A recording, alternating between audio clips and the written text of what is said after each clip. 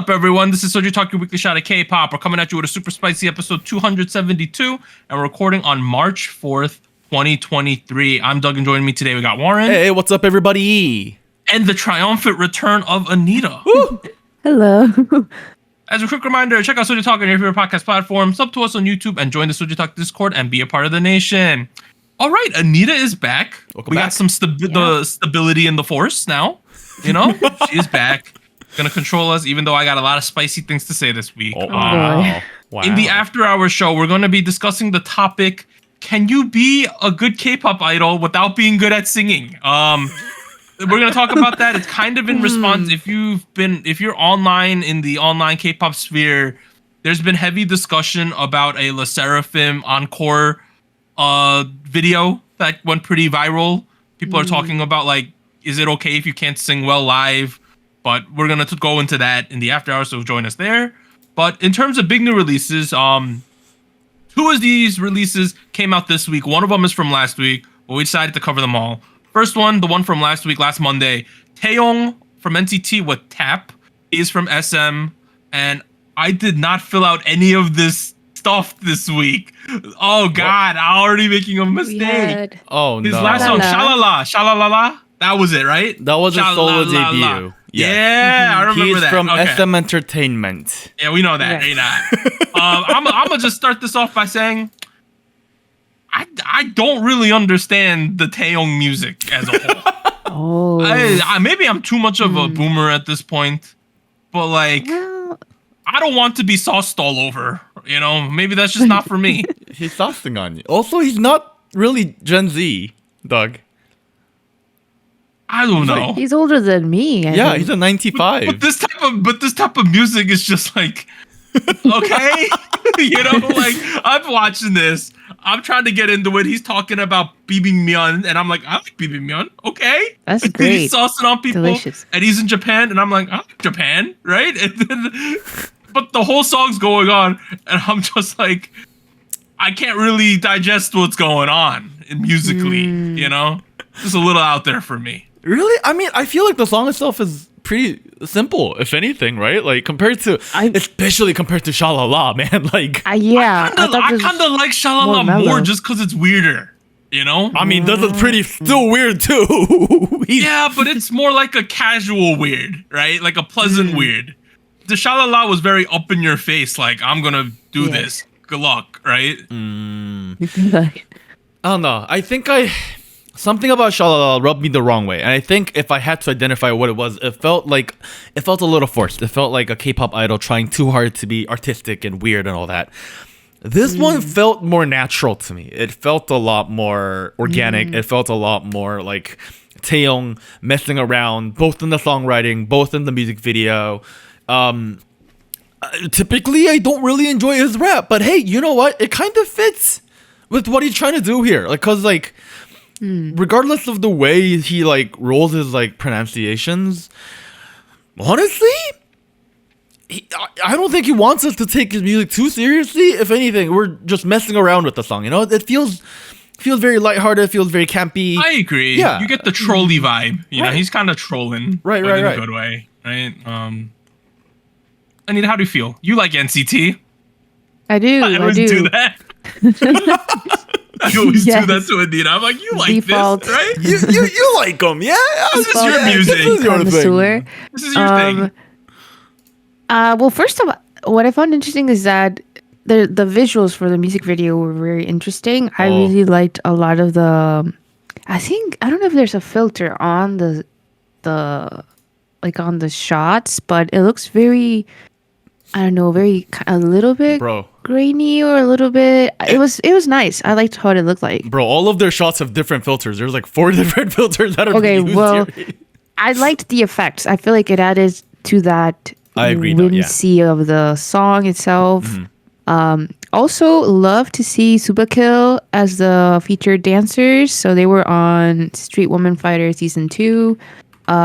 Got eliminated too early, I will say that. They were very talented, so I'm glad to see them here and there. I feel like they've been on the radar, even though they got eliminated quite early in the show. So I'm glad to see them here. Song-wise, I I also felt like this was more mellow than Shalala, and I found it more digestible in that sense too. We got the bounce. Yeah. But I will say, because maybe it went too mellow, where I found it hard to tell where we were going into the chorus and back. Like, it felt like a lot of the song blended together. It does, yeah. Yeah. So like the structure kind of was a little lost on me, like where we were going. But I don't know, maybe that adds to the more like laid back quality that he might have been going for. It does blend though, for sure. It feels like it could be like a post-credit song for like a funky movie, you know? Type of music just I plays. can see that. The thing is, like, there is a clear structure to it. If you look in the lyrics and if you pay attention to what's going on, there is like a verse, right? There is a build up. Like I'm saucing on you. That's the bridge, right? That's the bridge. Right. And then the tap tap, that's the chorus. Like the functions are there, but I think like if anything, they're like purposefully leaning away from that to kind of create this like more of like a groovy beat rather than like a progressive K-pop kind of, you know what I mean? Like feels like that's a lot what we're trying to do. So I'm not really, that doesn't really bother me too much. I said that as if I was gonna say there's something that bothers me. There really isn't. It's just like that's what, right? It's just it kind of does its thing. I don't hate it. I never thought I would ever say this, but like this feels like Taeyong's take on easy listening rap music. You know what I mean? Like, yeah, I don't know. He's like I I'm can see the that. quirky guy, you know? Yeah, Like, I'm the easygoing quirky guy. You know, yeah, I'm like. the quirky guy, right? Like, yeah. Do you guys know what the music video is referencing? So, what is this reference? You You, guys mentioned know this to me before the show. Okay, No. okay. There is a Japanese variety show called Old Enough or Hajimete no Otsukai, right? Yes. Yeah. I've seen this. So it's essentially it's been on air since like I 1991. know In of the this too. 90s, 80s. Yeah, 1991, and they get a little kid, and like they send them It's so off cute. on the first errand of their life, and the camera just Yeah, goes yeah, off, you yeah. know, follow them. And Japan is safe love enough this where you show. can do something like this. Honestly, yeah, Yeah. Also, I mean, they have staff, like the filming crew following them around, Right. whatever, right? Anyways, so like the music video is like following Taeyong go off on his first adventure to find what's dango in English? The Japanese It's candy. like Mochi. it's a mochi type. It's like Yeah. 4 mochi balls on Traditional, a stick. yeah. with like syrup. Why that? I don't know if the music video has any meaning besides it just being fun, but honestly, I couldn't really figure it out if there was deeper meaning here. I liked what I was seeing. It's really fun. It's really It was bouncy. fun, yeah. I never thought I ended would up- say this. Not gonna lie. He ended up in a bathhouse at the end, Yes. randomly. Because we're all sorry gonna go for candy, you know what I mean? Exactly. Yeah, I don't know. I've been You enjoyed this? I do. I'm not gonna lie. And this Ooh. is very new to me. Very new to me. I don't hate it. No. It's fun. It's fun. Yeah, I don't hate it either. Every time we talk about anything NCT related, I bring up Taeyong and how much I don't like his rap. And you True. know what? You have convinced me, man. It works here. I never thought I'd say this. Honestly, I'm kind of impressed with the commitment to doing this type of music, right? Like if you I had no clue what to expect from his solo stuff, but like the last two Right. tracks, if this is the direction he's going, I think that, as I said in the beginning, I think the first one showed a lot more commitment. Like, I'm just gonna do something wild, but I think this is like, even though I said at the beginning I can't palate it too much because I don't feel like there's a ton of substance going on, it's still listenable and it's still fun, right? At the same time. It's very fun. It's look. It's like, you know what? I'm gonna go say this. It feels like a 2024 update on GDN Top Joro. Oh. Okay. You guys remember that song? The rap Joro. Yeah. Yeah. Yes. So if that song is up your alley, check this out too, because it feels like a more updated, almost like a extremified K-popified version of that song. Yeah. That kind of sound. Not particularly that song, but yeah, it was nice. Okay, I would give it a tingly. Tingly. You know what? High tingly. I almost gave it a High spicy. tingly? Yeah. Ooh. All right, Wow. let's move on.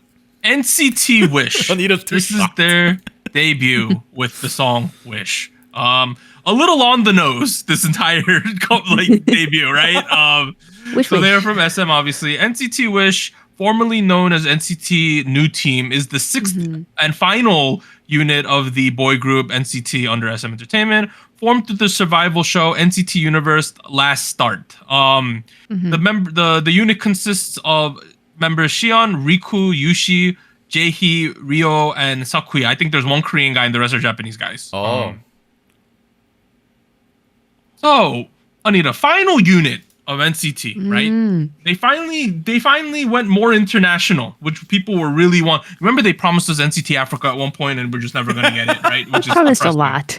I wanted that. I wanted NCT Brazil. I wanted NCT Iceland or something. I think all could have been fun.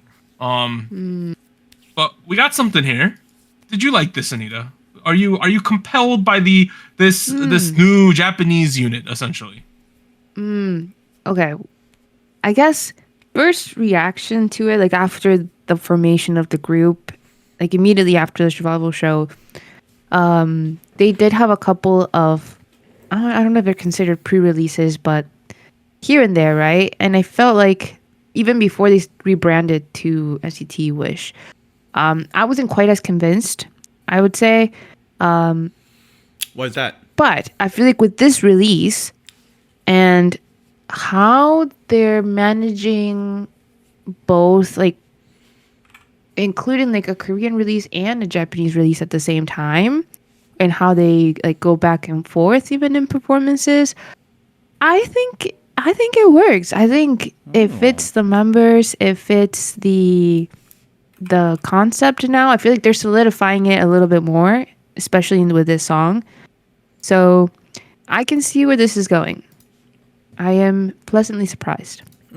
I have only one major complaint. Right? Oh, You okay. have a complaint? Oh no. My only complaint is if I didn't know this was NCT Wish, right? I was just listening to the song and it just randomly came up on a K-pop playlist I'm listening to on Spotify. I would think this is a Rise track. I'm gonna Really? add on to that and say if NCT Dream had continued down the path they originally began on, I feel like this would be the song they would be doing. Like, they Okay. do kind of blend in a little bit, you know. I thought about this too because there's a bit of an overlap with like having really young members in this group, right? And what Yeah, NCT some of these Dream kids are really young, had. it feels like. I don't know the exact age, but that kid at the end who got shot through the heart, he can't be older than like 15, 16, right? Let me look this up. Yeah, he's around that age, I think. But Sakuya Fujinaga, he's 16 years old, 2007. Yeah, see? Mad lad. so I did also have that coming into this too, where like how is this different? Like what are we trying to make like the concept of this group? I feel like it might start off sounding like it's similar to NCT Dream, but comparing the NCT Dream debut and this one, I don't think it's quite as cutesy or as youthful as it could have been. I thought like they were gonna really double down on it, and they didn't. And it makes me feel like they're trying to go for a different vibe. Even in the instrumental, I feel like it's not quite the same. I feel like NCT Dream from the beginning felt like very much capitalizing on the age of the members and making that the strong point, whereas in this it didn't feel as heavy-handed, I would say. Really? They're called Yeah, NCT 'cause- Dream. They're called NCT Wish. You know what I mean? Like, Right. Here's my basis for what I said earlier. You know that beginning part of the track where they go "Future's in my hand" and it's drum and bass type thing in the background, right? Right, that right. drum breakdown. It to me, when I listened to that at the beginning, I was like, that sounds just like the Rise Siren performance video, right? The breakdown there. So even from the beginning to me, I was like, this kind of sounds like what Rise did in one of their videos, right? And then the actual song itself, I would agree that you could say it sounds more like what an NCT Dream could do at a certain point. But it just for me, with all the different variations of between Rise and the NCT units, I don't know if I got something totally different to me that I was like, oh, this is what this Wish thing's about, right? Yeah, And yeah. coupling that with the fact that this was kind of like really on the nose, they used the word Wish a lot. They even shout out their own unit name a bunch. I was just like, really, guys? You know, like not my favorite decision ever. It is becoming like a very SME thing, especially for boy groups, to like have a chanty part in their chorus, right? Love We 119, you are guys NCT were Wish. very split on that way they did that. And if you look at the chorus, it's the same thing. It's like all guys chanting, rapping all at once, different instrumental, sure, but like same goes for like all the NCT title tracks. A lot of them are chanting the title track name throughout the chorus together. So I do feel like the overall SM aesthetic has become a little bit too predictable, a little too static. I thought that would happen. It happened, and I was not surprised, which is fine. That's not end of the world, but then again, I have criticized Teddy for doing the same formula of music over and over and over and over and over again. So I gotta do the same thing here, man. They gotta step outside the box a little bit now. I kind of lean with Doug on this one. Albeit, I'm complaining a lot less because song structure wise, sound wise, it is a lot less predictable than a lot of the stuff I heard from Teddy. It is also a lot more interesting. I guess I'm saying the same thing twice. But I really dig that intro where they do that like little like sample loop, that thing.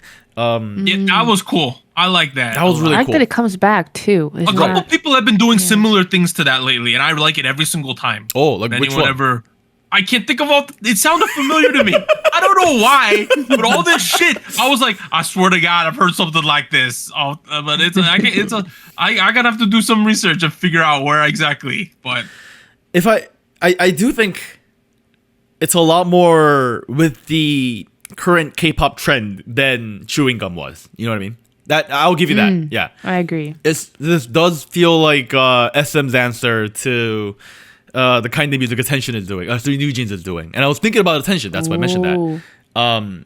If you go look at the chord progression, it's actually very, very similar. To the point where today I have a simple demonstration.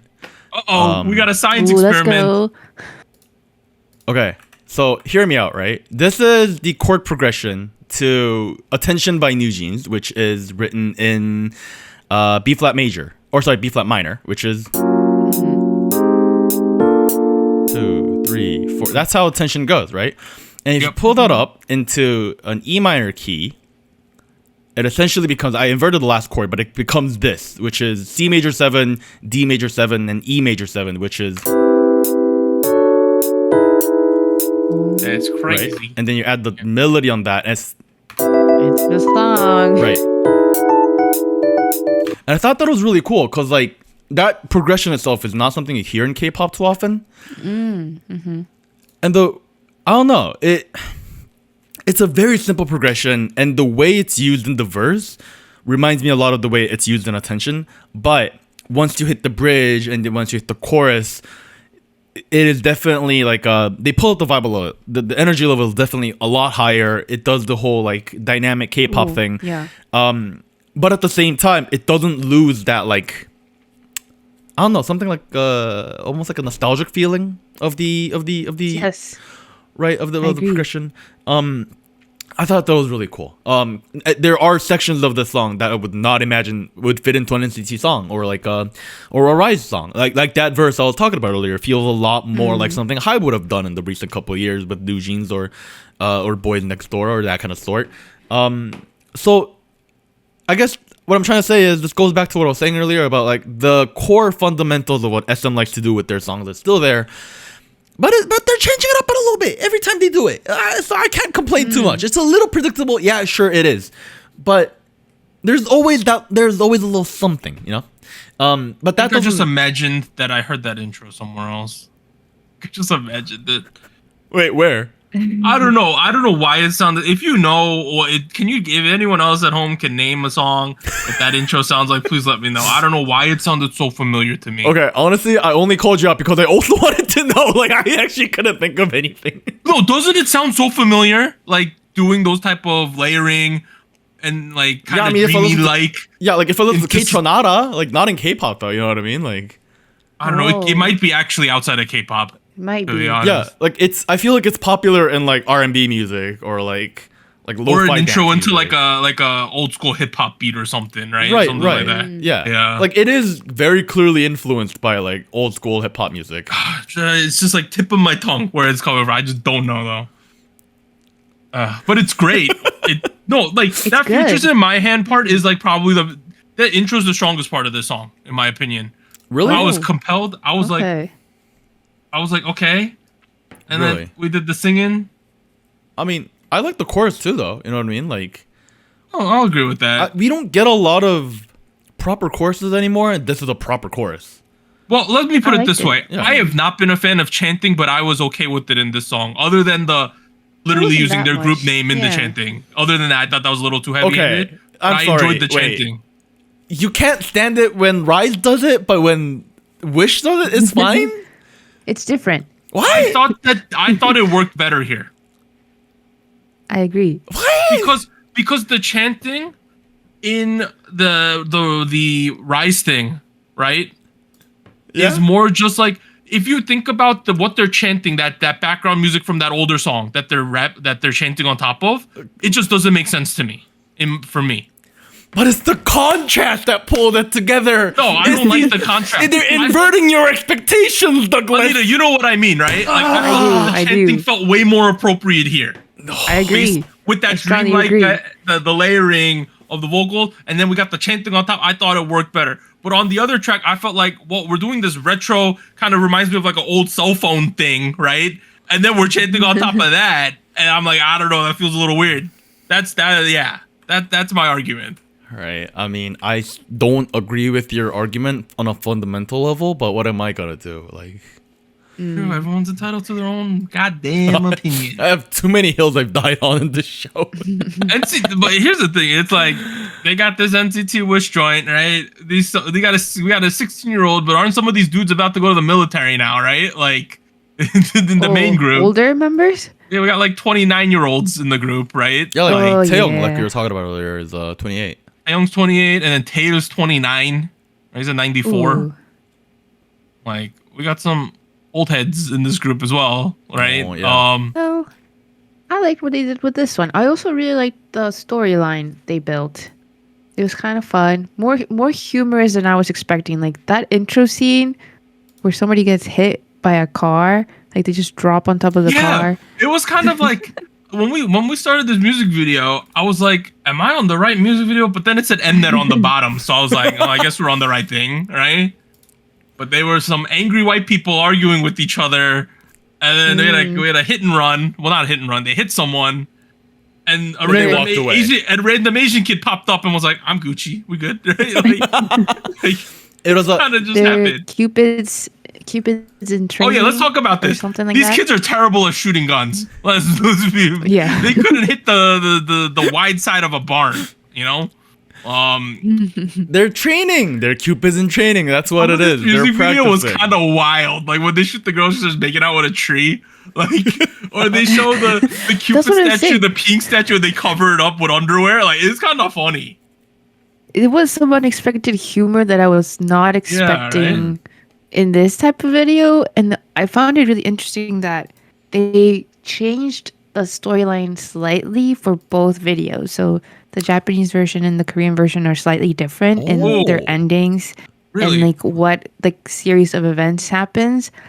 So I thought that was cool. I feel like those little details kind of add on to it, and I think level up the production a bit. But yeah, I really liked this. I liked this as a Oh wait, debut. it I worked think they out did a in the good Japanese job. version. Oh my! Wow. Wow.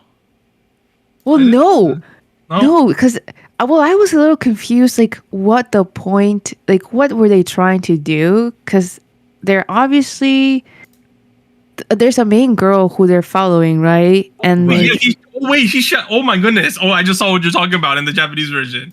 right? So it feels like Yeah. there's two different characters from the group that are like trying to sabotage something at the end. It's a little vague, but I think it was fun. I liked how they changed it up a bit so that it's not the exact same video. And the energy is good, the dance is good, the performance version was also really cool.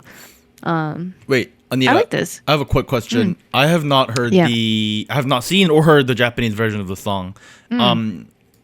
But I did notice that what was kind of weird about this release was I couldn't. Typically, when there are multiple versions in a language variation of songs, you're kind of able to tell which one they prioritize. I couldn't figure that out with this track because here's the thing, right?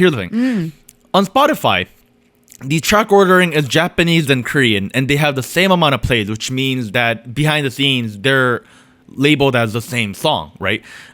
If you go on the Korean music websites, it's the Korean version, then the Japanese version, which makes me think, okay, you're in Korea, so you did Korea first. Spotify, you were thinking about the global market, so you did Japanese first. Where do you think they're going with this? Like, do you think they're going for both markets here? That's a great question. That's a great question.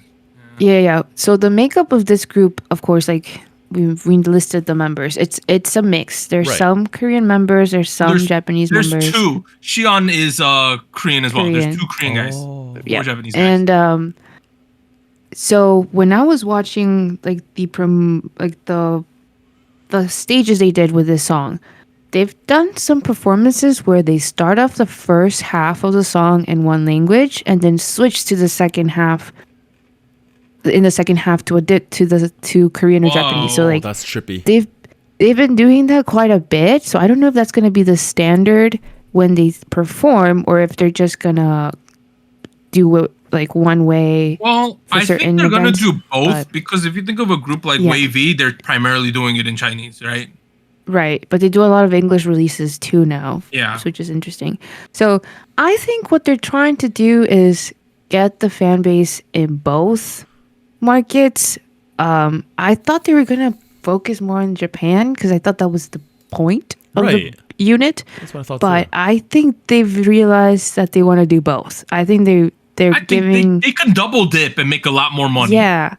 I think they're gonna try to do both simultaneously. Did you just say double dip? Yeah. Is that okay? You don't know that term? No, I know what it That's a means, term. but I wouldn't think about dipping my chicken nugget twice in the ketchup. But it was a weird analogy. I don't know. It's just not. Really? No, I agree. I feel like I see what you mean, though. Yeah. They are tapping into both markets at the same time. I thought they were going to prioritize Japan, but I guess not, based on what they're doing right now. So, interesting. It's really interesting because the way I see it, one of the leading trends of K-pop right now is taking the Korean component out of K-pop. Vitra is obviously an example of that. N-Team is also an example of that. Wavy has obviously done that already. And it's this particular strategy is not something I've ever seen. So, I think that's pretty cool so far. Because for me, Vitra, it felt like they were clearly focusing on the Western market. With Niziu, it felt like they started with the Japanese market and then came over to the Korean market. They're strong in Japan. Right. So I thought given that happened, it would make more sense to do your thing in Japan and then given the NCT fandom in Korea, switch over when it makes sense to. But hey, I guess they want to go for both markets at the same time. I think they're being smart about this because a lot of the dudes who debuted in like 2016, 8 years ago, are starting to go to the military. And they're like, if we get this thing going and it's doing well, and all these kids are young, they might do sustain for 2 years while the other old dudes are all in the military for the next hot second. So it's the original NCT plan where they wanted to swap out people per whatever need. I don't know if I'll go that far, but at least they'll be able to have these 6 Wish kids for the next 8 years probably and do this. That's right. Yeah. And make money off of it. While let's say people like Taeyong and Taeyong are all in the military in the next couple years, so that puts them on the shelf for like 2-3 years, right? So they'll still be able to do NCT stuff as a whole. Just for clarification, I'm drinking water out of a 50-ounce 1.5 liter bottle. The only reason I'm doing so is because my cups are still wrapped up somewhere, and this is the only source of water I have. So, yes. Okay. Yeah. Thanks for telling us, Warren. Really appreciate it. Someone asked me during a meeting earlier at work, and I was like, let me drink water out of. They're like, are you not using a renewable cup? I know Like, they were like, Warren, that's a very Oh. big water bottle. I was like, I mean, like, I don't have any cups I right have now. a water container that's like a half gallon. Like I have one. Oh, dude, you one of those Stanley Hey. people? Is that what it is? Yeah, I had one of those back in the day. You're a Like, Stanley girly? Oh my Your god. Original. not a Stanley. Let me Stanley cup. No, Something like Poland Springs, something folks. similar. no, mine was what I meant. like a legit metal tong, dude. Like I don't know. Let me find this. You're dehydrated. A metal tongue. Gallon water. Like it's like an intense experience. Size water bottle, dude. And the problem is the opening's so big. Sometimes you end up spilling like a quarter gallon on yourself. Yeah. It's like yeah, this is a good example. What are you talking about? I have Dude, no it's clue. like this, Visualize it. but half a Yeah. gallon. I visualize it. Okay, Yeah. let me pull that up into the thing. It's like real it's quick. huge. It's a stainless steel jug. Okay. And like, yeah, that's how I used to drink water all the time out of that. And it was like so thermal insulated, it kept ice for 2 days. Wow. 2 days. That's a very That's pretty Yeah. good. it's a very long time. Yeah, dude, it was crazy. Don't judge. I ain't no Stanley girl, dude. Come on. I don't know. Hey, You told me you have a big one. What's wrong with being a Stanley girl? You wanted I to think that's stupid, that whole trend. you wanted to relate with the youngins. You're doing it. That's what it is. Okay, I finally got the image to work. This is the image that Doug was talking about. I'll pull it up on the screen right There now. we go. There we Yeah, go. something like that, but like a half gallon sized one. All right. It Well, was huge. Wow. I'm gonna recycle my plastic bottle later, Poland Spring. In fact, I'm gonna reuse it because I have a Brita filter functioning. Oh, BPAs, dude. Yeah, but I mean, Whatever. I'll just wait YOLO. until I get my cups. It's not gonna kill me. Let's pivot. Let's pivot, right? I spicy. say Rate. spicy. Ooh, spicy too. Yeah, it's good shit. I mean, this is the best song of the week. Yeah. Ooh. Oh, I don't know about that. Oh wait. Whoa. Hey, dude, we got one more song Okay. left, buddy. Hey, we're not done yet. We're not 3 done songs yet. this week. Let's say like Spicy, Mild, and Tingly was a 30-point scale, right? Okay. Let's say it's that. So every 10 you move up a tier. Okay. This for me would be like a 19. It's as close as you can get to being a spicy song. Damn, you Okay. gatekeeping spicy over here. All right. Damn. Fine. Okay. Let's move on to the final track. iKON's Bobby with Harmless featuring Chanmina. Right? Is that how I say her name? Yeah. Just stated weirdly. Chanmina. Yeah. He iKON is at 143 at the moment, and his past other songs, Moon, which was a pre-release, so that was released also in the past week. We have Cherry Blossom. I loved that song. That song was so good. You remember last year? That was Yeah. a good And then we one. had Drowning. For reference, both of those are also a pre-release for the overall album. The Was way it pre-release as well? yeah, Oh, the way shit. this I didn't album know that. works is he released 2 EPs, Sir and Robert, and he combined it into a full-length album, Sir Robert. That's pretty neat. Pretty cool shit. So, as the person who listens to the most rap, Warren, That's me. did you like this song? Yes. How'd you feel about Harmless? Man, he's a Really? rock star, man. Oh, What a beat. what a What an interesting Dude. beat. this is just a good ass beat. It's just okay. Not at all what I was expecting. Let me This is a pretty hype song. Yeah. let me describe what happens, right? There is this dope distorted bass beat, the industrial like boom boom boom boom, right?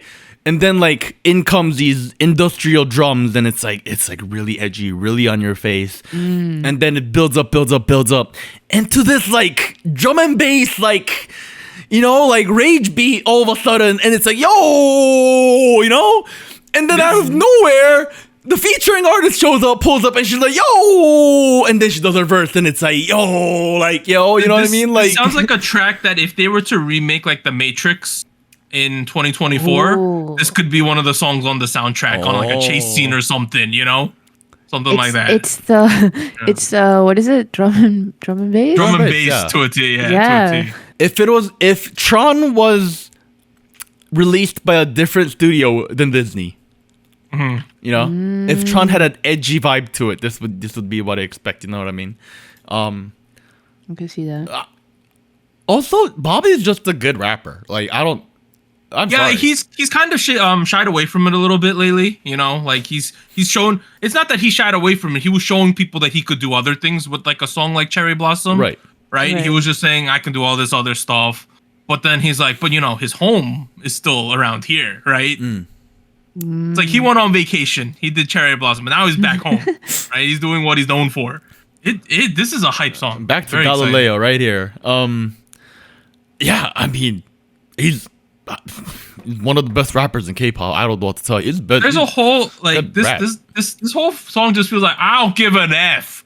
You know, like that's just what the Literally, vibe he is, says right? that. He's not.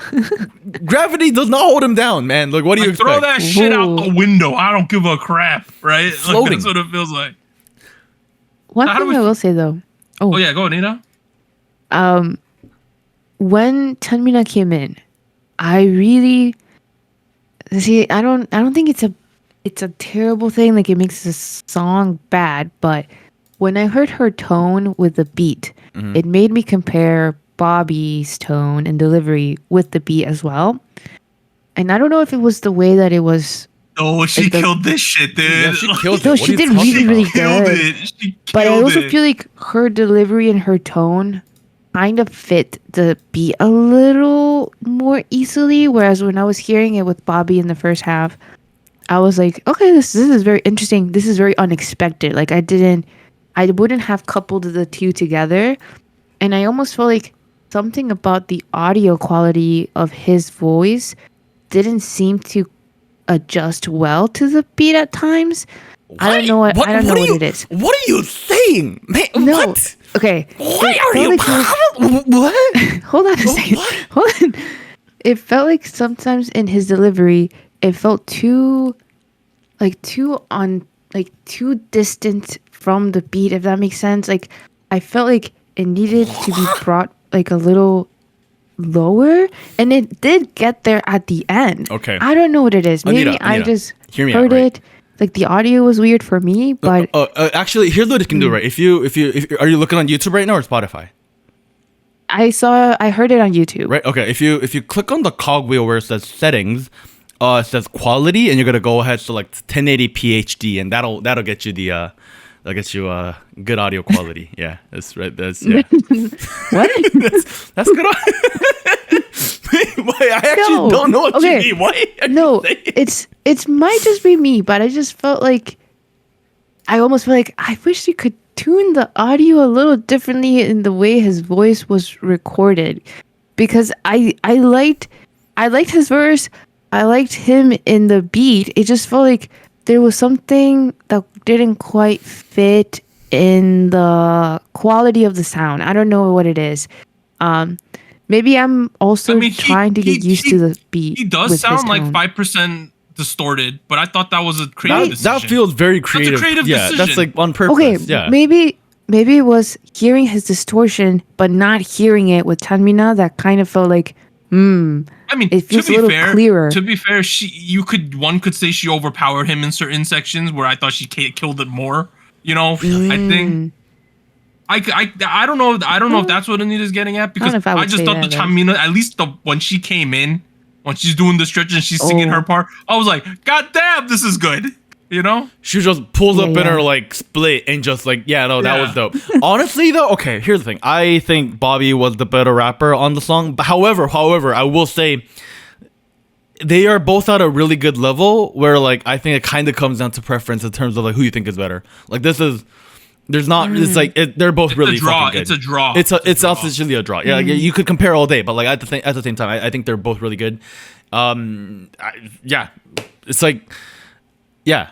As for the audio quality, I'm not too sure what you're talking about, but I do think here's what I think, right? I think Bobby's voice has that huskiness to it. It has that rough edge does. to it. I still remember Crispy to this day, where like that, like Show Me the Money 3, where he started rapping a cappella, and he did a Galileo, and I was like, oh man, like this guy has a very nice voice for rap music, and he does, and it plays particularly well in like hard going grimy beat like this, and if anything I feel like Chanmina I think Chanmina's very talented, but at the same time, I don't know. I think Bobby was a little more for the sound, given that I think he has a bit more of a limited palette he's able to like pull off sometimes.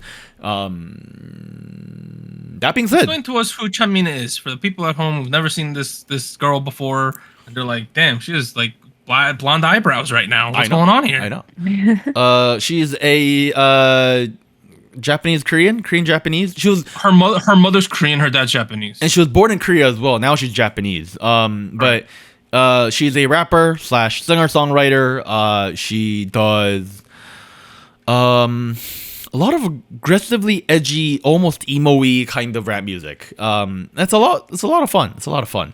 In a bit of a depressing way. I think that's what it's kind of supposed to be. So I mean, I'd go check it out if you're interested. She is not my particular cup of tea, but I will say I will still recommend her to like people who are looking. She has for a fun like unhingedness to her. You know, Oh yeah. It's a lot of fun, right? It's like, damn, this girl's wild. But then when she hits her parts, like the hard parts, she's so good in those sections, right? When she has to put some power in it, man, it's amazing. I think she was, honestly, at the end of the day, I think she was a perfect pick as a featuring artist for this track. She brings something that Bobby doesn't have. Obviously, the different voice tone, flow wise as well. She takes her It's time also to the build good up. English pronunciation, especially when she comes in for the first time, right? Like it just Ooh, slaps. yes. Just slaps. Her level of like trilingual, her like Oh, it's amazing. yeah, like I was checking out her other shit, and she does it all the time, and I'm like, God damn, does it all it's the time, amazing. yeah. Like her Korean is solid, her Japanese is solid, then her English is solid too. Like what do you know?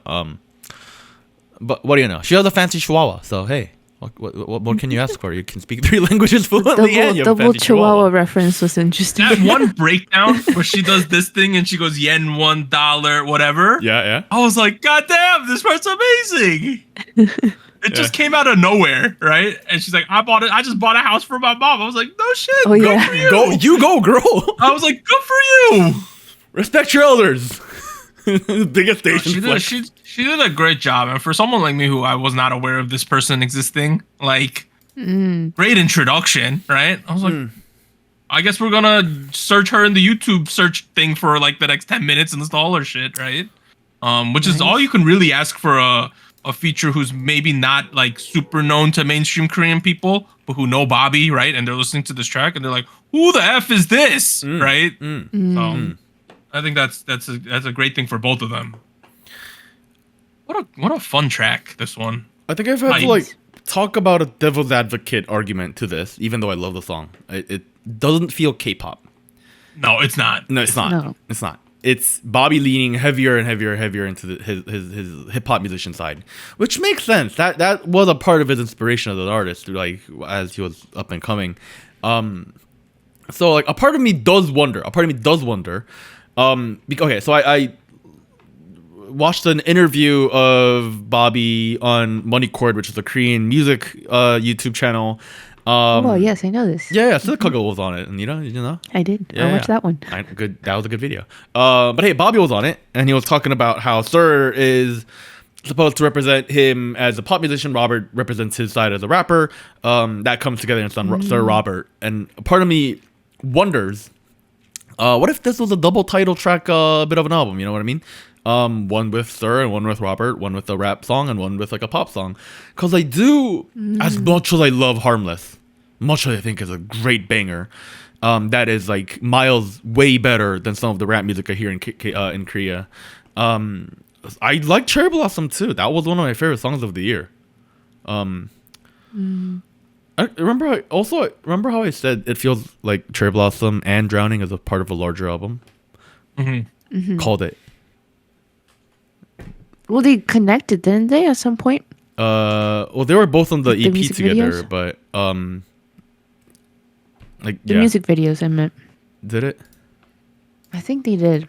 Which I don't makes sense. remember. Okay, never mind. Also cool video.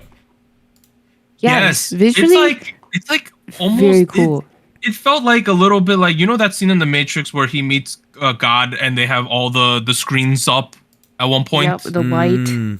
That scene kind of felt like that, or the creator. I forgot what he's called in The Matrix. But they have that scene, and then they kind of feel like crash test dummies or something in that white room, right? A little bit. Yeah. Right? I don't know how to describe it. And they had random shit flying around them at certain points. Because Then they Cool. lose Cool gravity, too. Yeah. right? Yeah, they lose gravity at another point. Like I don't know, it gives like a deconstructed, edgy kind of vibe, and that plays really well with the song too. Like, And then her yeah. shoes are ridiculous. Like, whatever she's wearing on her feet is crazy. she's tall. I don't know, dude. It was a little wild there, but I liked it. And I really liked that one scene towards the end where they're both just standing there with their clones. Oh yeah, And like yeah. the camera's going backward. It just felt like we were at like some really futuristic, weird fashion show where they're showing off the spring summer line or some Ooh. shit randomly, right? You know what I mean? Like, D2H4 8 yeah, right? It felt like here's our SF. new shit.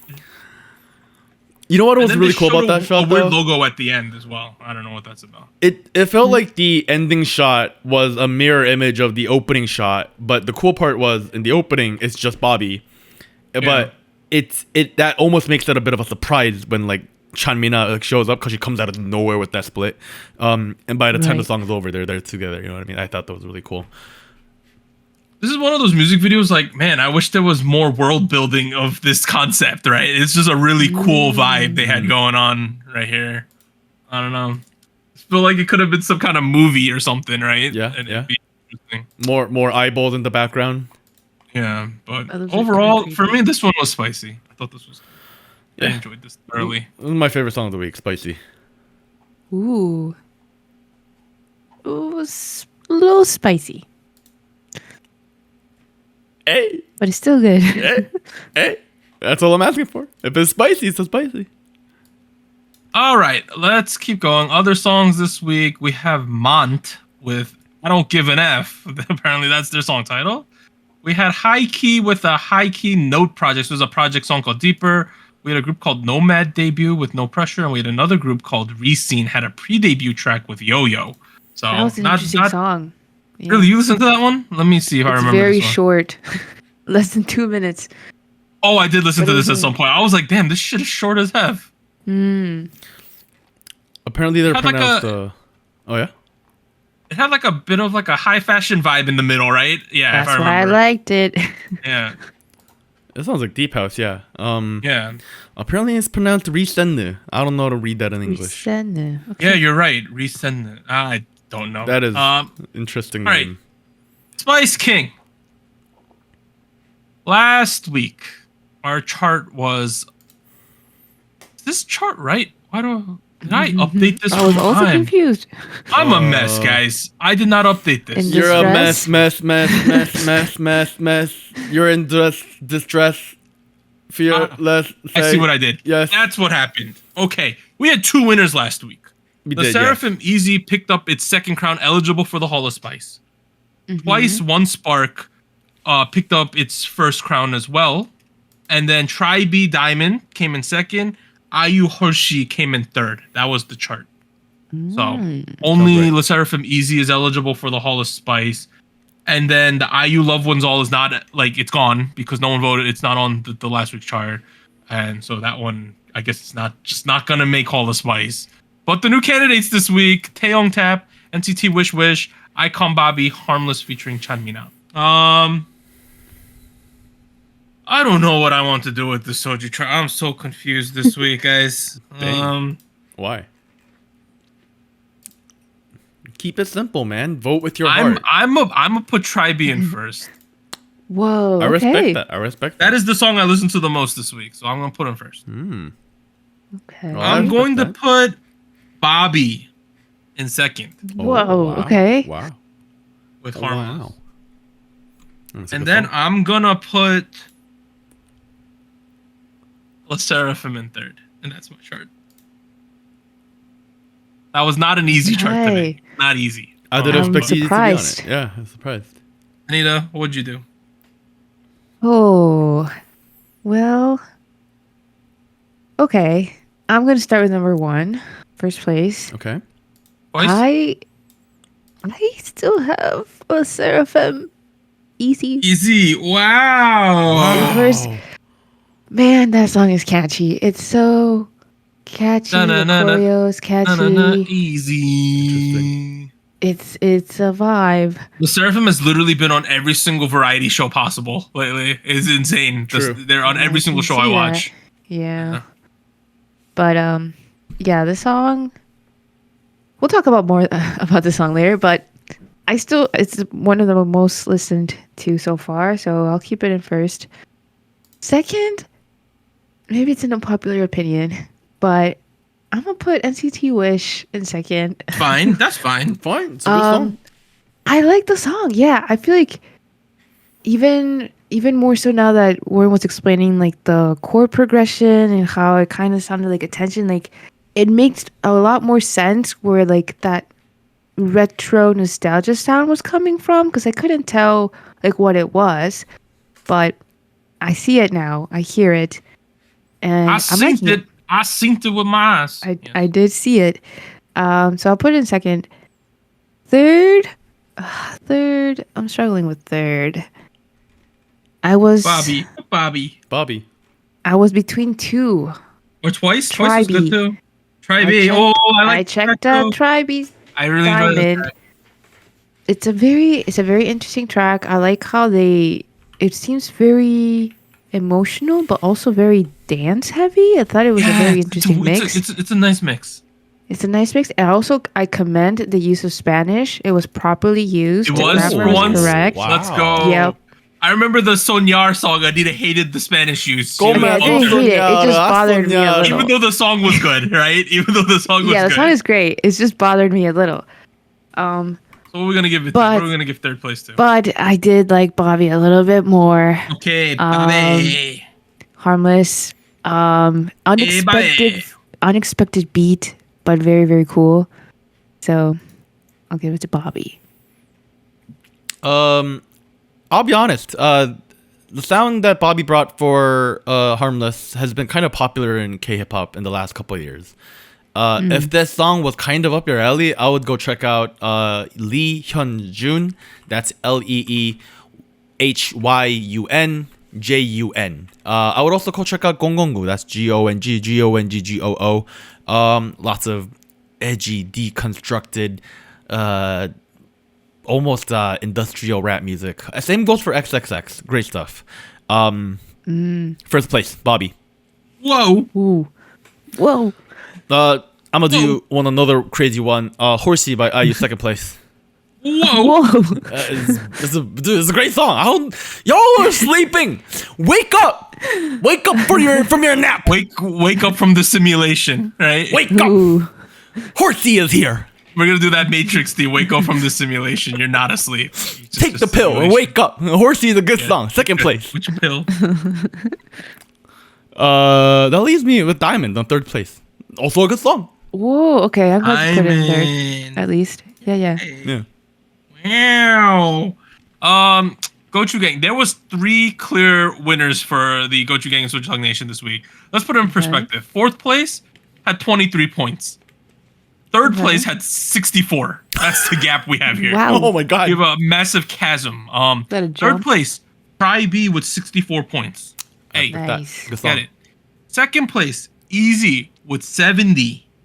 Nice. And in first place, we have Twice One Spark with 91. Oh my god. Whoa. Wow. Didn't go. expect that. As a result, we have a tie again this week, guys. Oh, for first? Let's go from the bottom. Third place, Oh. 5 points. Twice One Spark. Okay. Oh, okay. Oh, okay. Yeah, that makes sense. Okay. Yeah, All right. All right. Second place, 7 points. Try B, Diamond. It's a good song. And our tie this week is between Oh. Bobby's Harmless featuring Chanmina and Le Yeah. Seraphim Easy, both with Let's 9 go. points. Meaning Le Seraphim picks up its third crown, enters the Hall of Yo. Spice. Oh my god. Wow. Yes, sir. It happened. Wow. Wow, that is not expected. As a Thanks result, to me. hey, the Hall of Spice class of 2024 is now NMix Dash and Le Seraphim Easy, and that is it at the moment. I like that. Wow, that's crazy. But we have no IU in here. Like, of all the songs she released, we have none of the Twice songs either. I don't know, Anita. Look, Easy's a good song, but I have so many songs I like more than Easy. This is crazy. That's crazy. Well, Oh man, I did not expect that to happen. To be honest. Wow. Okay. Yeah. To repeat one more time, Le Sserafim Easy and Bobby Harmless win first place. Le Sserafim enters Hall of Spice. Third crown, Bobby picks up his first. Second place, Try Be Diamond. Third place, Twice, One Spark. That's it, guys. that's crazy. That's wow. Can't believe that happened. All right. Finally, believe we're it. at show winners. Anita, hit us with them. Yep, and no surprise here, we got Le Sserafim Easy swept up the awards on Show Champion, M Countdown, Music Bank, Show Music Core, and Inkigayo. 5 total wins so far. So Yeah. there's another show, the sixth show called The Show, which normally is The on Show. SBS MTV and it's on Tuesdays. They've only aired one time this year. I don't know what is going on there. What's the point? They aired last week, the 4th week of February, and that's the only week they've aired this year. It's weird. I don't understand what's going on there. So we're essentially at 5 music shows at the moment. Yeah. Interesting. So we have a light Grand Slam here. A light. Well, Not a full okay. one. I have good news for you, Doug. Episode 344 of the show is airing tomorrow. Oh, There we finally. go. I don't understand why it's taking them so long. The but, second time this year. second time this year. Hey, that ends part 1. SojuTalk episode 272. We'll be back after a short break. 3, 2, 1.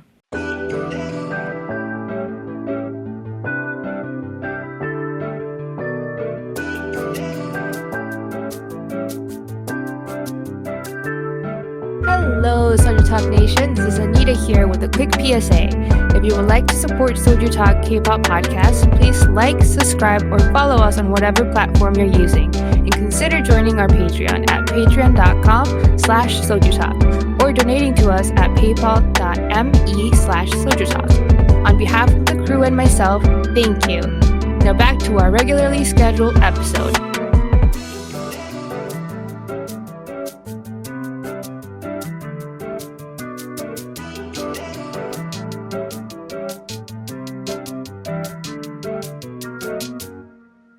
All right, we are back at it, part 2, episode 272. We got some news and events from the past week. So this is the news. This is the update to the news that broke last Monday when me and Warren were recording. This also broke on Monday, but it happened after we ended. But the first thing, CJ Studio states they're currently quote unquote checking following the dispatch report of dating rumors between actor Lee Jae-wook and aespa's Karina. So that happened, and then SM did in fact go on to confirm the relationship, and they are getting to know each other, as they say in the industry. Yes. Oh my god. Oh my We got a God. confirmation of the relationship. The internet exploded. Most sane people were very excited. Other people were very angry for some reason. There was a lot of shit talking about everything about both of them. It's a mess. It's confirmed though. Deal with it, right? Congrats to them. I hope congrats. they are having a good relationship. I hope I they're mean, happy. they are literally in the getting to know each other. Apparently, they've known each other. They've been seeing each other for like 3 weeks, is what I've heard. Oh my God, not even a month. They're literally in the getting to know each other phase. It's accurate for what's going on. People Yeah. have been able to like track down like when they first met at a specific fashion show in Milan, Oh, and then they met together, in this. I was like, damn, like first of all, dedication to you for finding out. Imagine you like you're meeting someone. You've gone on like both of you are very busy people. You've seen her like twice, right? When you're in the feeling out phase, and then the shit goes national news. Oh man, Could you imagine that? How awkward that is? I mean, yeah, Bro. I'm not a fan of like the That'd be so ridiculous. breaking news type of Yeah. dating update, but Dude, I don't even tell my friends when it's the second date. Like that's like way too early for any of this shit. Let's be honest. It just seems like a headache for them. Yeah. Like, hopefully it goes God. well. All right. Well, That's like at the point where you would be like, I like you a lot, but this is a mess. What are we gonna do, right? Like, it's a mess. it's like mess. yeah. Let's keep going though. So, Distress. surprising news. Astrum 13441. Yeah, it's the Plave album, right? Oh, It is the most please. streamed album within the first 24 hours on Melon in 2024, surpassing The Winning by IU. Wow. Oh my okay, God. I didn't know I didn't know the fandom was strong for Plave. Wow. Interesting. And the weird thing is, let me do some follow up, right? The weird thing is, these were the most streamed songs in the first 24 hours released on Melon in 2024. So their fans are just repeating the album over and over and over again. They're not listening to any songs. I need to check this out. I haven't had a chance. They're very big on the streaming culture. The streaming, yeah, like people are listening to Love Wins All. It's number one, but then we got all 5 of the Plave songs back to back to back to back to back to back. So people are just streaming the shit out of this song. I mean, I will be honest. Is their album 6 songs? Because I'm seeing their name 6 times on the Melon chart right now. It might be. I don't know. Hey, I gotta check this out. Something's going on here. Me too. Yeah. Yeah, something's going on. I knew of them. I didn't know like the fan base was as strong now. Good for them.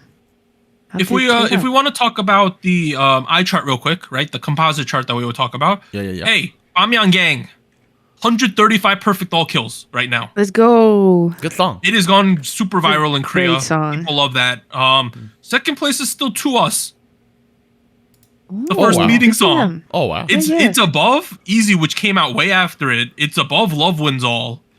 It's like it's doing extremely well right now. Nice. It's in front of Shopper. It's like, and then the rest of the top 10 is like Taeyong 2X, some of the G Idol stuff, Perfect Night, the usual suspects, the stuff that went viral. But yeah, like, hey, BB right now and To Us are absolutely dominating the charts. Kind of crazy. Great. Great stuff. They're bangers, that's why. That's in charting news right there. Let me get rid of these. Next one. Okay, guys. You remember this Black Label group with Bailey Suck and these other people, right? And there was a model and there was a billionaire daughter on here. Yeah. Yeah. They were doing a filming or a picture thing, right? They were taking pictures somewhere in an abandoned factory or something. And the floor collapsed and 4 of their staff members fell 6 meters. So like over 20 feet they fell. And a lot of them, and some of them got hurt pretty badly, apparently. Are they okay? They're okay, as far as we know, but 4 people fell through the floor at a factory. Oh jeez. Well, I hope the people who are injured are able to recover as quickly as possible without any issues. It does look like the Ulsan Police Department, which is that's their precinct. They're gonna be doing an investigation on whether all the safety measures were done. It is interesting because we see so many music videos filmed in like it's an abandoned ski resort, it's an abandoned mall, it's an abandoned office building, right? How safe are these places in actuality, right? Well, like they've been abandoned, yeah. It seems like they fell through what's called a sandwich panel. Sandwich panel. Which, okay, it is, you get 2 sheets of aluminum or metal, and then you fill it with styrofoam. Oh Jesus Christ! It's essentially a false floor, more or less. Right. It's not a complete floor. It's never used by itself as a floor. By the looks of it, I don't know this too well, but boy, yeah. They're also investigating on whether this is going to be injury by occupational negligence. So, hey man, don't do this again. Seriously, like, safety first, man. Holy shit. Yeah. Next thing. Okay, so Hybe has now purchased all of Isuman's remaining shares. So it was 3.68% of SM Entertainment for 104 billion won, or around $78 million USD. Following the purchase of his stocks, Hybe now owns 12.6% of SM. And you're probably thinking, this has got to be a win for Hybe, right? They acquired more percentage of SM. But in actuality, it's a win for Isuman. Let me explain what happened here. What's going on here? Isuman was exercising what is called a put option. Let me explain what that is. Essentially, A put option is when you bet on a stock to go down. Right? Oh. Oh. So Isuman had an agreement with Hybe that more or less said, for instance, let me say this, right? Let's say the stock is trading at 100, right? It's trading at 100. Isuman said, if this stock goes down to $80, you have to buy all my stock as if it's still worth $100. So that's what happened, more or less. Is this okay? Sorry, is this shorting? Is that the same thing? Yeah, he was shorting the stock, saying that the stock's gonna. He was saying, SM, when I'm not there, SM stock's gonna tank, but I need you to buy it from me at the price it is right now. Is more or less what he did. Is this legal? It's legal. It's Okay. you could have this type of agreement. Okay. It was an agreement more or less that said if the stock goes down to this point, you're gonna buy it from me at this amount. So Hybe took an L on this because they bought these stocks at a premium that's actually more than what it's actually worth. I see what's going on. No. Okay. So they But this is more or less- they purchased it at an overvalued price. Yeah, so let's say the stock went down to 80, they bought it as if it's 100 and Isuman got that money, or Hybe got the stock, but it's actually worth $20 less than what it is. Do you know what I mean? Right. He sold it for a discount essentially. He sold it at a premium to Hybe. So, yeah, that's what I meant. Yeah. He sold it at a premium. So Isuman made the correct decision. So he made money on this. Or Hybe they get the stock, which is fine and cool, but they had to pay more than it's actually worth. So then What? I was gonna ask. So is Isuman just out of the picture? Like He's completely out of the picture longer- now. He made a ton of money now. Kinda And, once again. Yeah, it was apparently so they paid him. He got an $80 million severance essentially right there. What a severance! So it's a good for Hybe because they acquired his shares, but it's bad for Right. Hybe because they overpaid for it. Hey. So it's I mean, All The the double-edged hard-earned money from BTS going straight into Mr. Lee's pockets. Right into his bank account.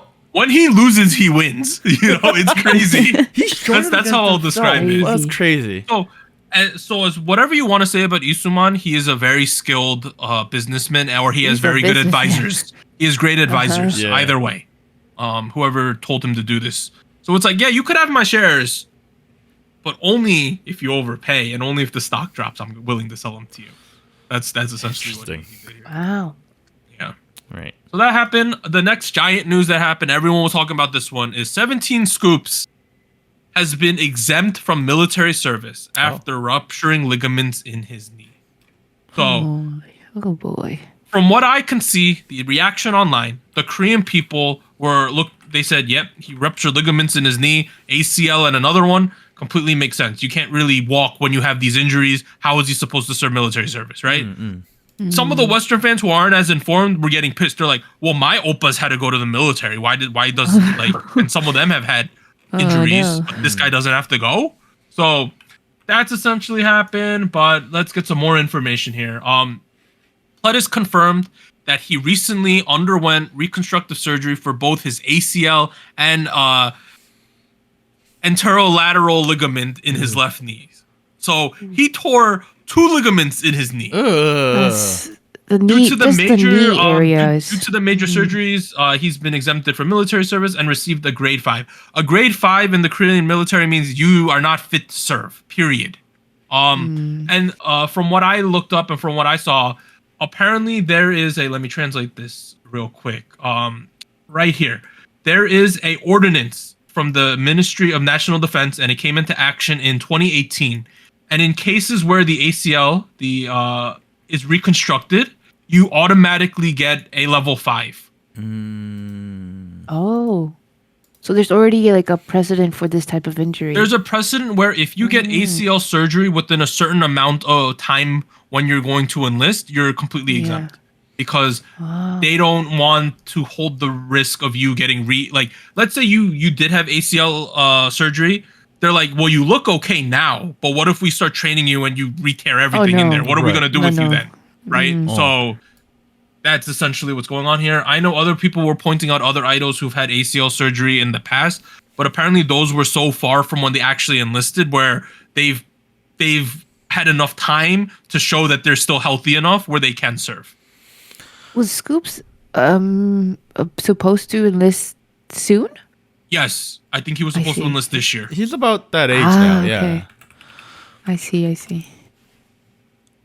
Let's talk about the bigger conversation here. Is this guy gonna be able to dance ever again? That's what That people was- are talking about. That was my initial concern. Like military service aside, like the rest of his life, like what is that Let's going to put it look this way. like? If you're an NFL player or you're a sports athlete and you tear your ACL, you're out like a whole year. Your season's over. Right. Like let's say you're an NFL player, you play American football. Let's say we're on week 1 of the season. If I'm a running back, I'm running the ball, I tear my ACL, you ain't gonna see me till next year. Like I'm done. At least I'm done. Now obviously, being an idol is not as strenuous as being in a contact sport like football or something like that. But you still gotta put a lot of weight on your knee, dance around, things like that. Performance aspect, People are like, yeah. if this surgery is botched in any way, he might have limited mobility. So we better hope that this all goes well, and he's gonna have to go through extreme amounts of rehab and things like that before he's confident enough to put weight on his knee and even think about dancing. Right? So it's a humongous deal. Famous soccer players or football players who have gotten ACL injuries: Neymar, Virgil van Dijk, even Perisic. Good lord. Yeah, I mean, they're all able to come back. It just takes a lot of time and a lot of effort. There are some athletes who get an ACL injury and then they're never the same. You know, Right, Like it right. could happen Yeah. where it doesn't heal perfectly, and then you're just kind of done. You It's know, a very so tricky injury. It tricky is, thing. It is. so he has been completely exempt because he got a grade 5. Hopefully it goes well. Hopefully it all goes well. All right, this is a funny story. So there was a group called Unique back in the I day, know them. Yeah. right? It was a mixed, it was a Yehua group, right? With Yes. Korean and Chinese guys, and it has my guy Wang Yibo in it. He was in it, right? Yep. And So this dude, Sungju, he's a member of the group. He had to admit that he's married and have a child. Huh? Basically, one of the other members released a video, more or less saying like, "Hey, is your son sleeping?" Like it was a video and a message to him, and it was like, "Hey, is your son sleeping right now? How's your wife doing?" Oh. Something like that. Oh. So, and the guy instantly turned off the stream, and then later he had to come out and said, "Yeah, I indeed have a wife and a child." Oh my god. okay, well, okay. If I Talk about a shitty see, I didn't teammate. follow Unique very well, but they've kind of been in a break. They haven't done long-term. anything in like 6 years. Yeah. Like So I'm not that surprised. basically like they were a mixed group. It also had Woods was in the group too back Yeah, in the day. I was This gonna is the say, group yeah. Woods was in. So Other like notable member. it was doing okay, and then they decided, we could probably split this up and do better. So like Woods went on produce, and Wang Yibo became a megastar in China, right? Some of the other dudes didn't go too well, but yeah, he was having like a birthday live stream for his fans, and he was like, "Let me play some messages people left me for my birthday." And one of the guys says, "Is your son sleeping right now? Tell him to come quickly and hug his uncle." Oh, my People are God. like, "What?" Yeah, so I mean, it's sweet that they have that close relationship. That's nice. But like, hey, if the kid is old enough to come to uncle and hug him, how old is the kid? Like, That's true. all right. So this happened. He's been married for like a hot minute apparently, but. Ooh.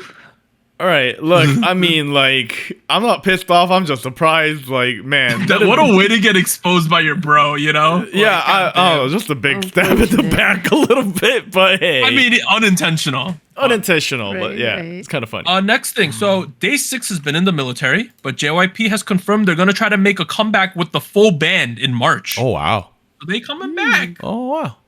I like that. Hey, let's go So- Day 6. Day 6. Some of the members like Young K is very popular right now. Oh yeah. By the way, so hey, let's go. Hey, and therefore their next mini album, eighth mini album, Forever, is dropping March 18th. Let's go. Oh, did you know that Young K did Katusa when he was in the I- military. I had I think no I clue. heard this. Yeah. So Katusa is basically like you got to speak really good English and be very smart to get into it. Its acceptance rate is extremely low.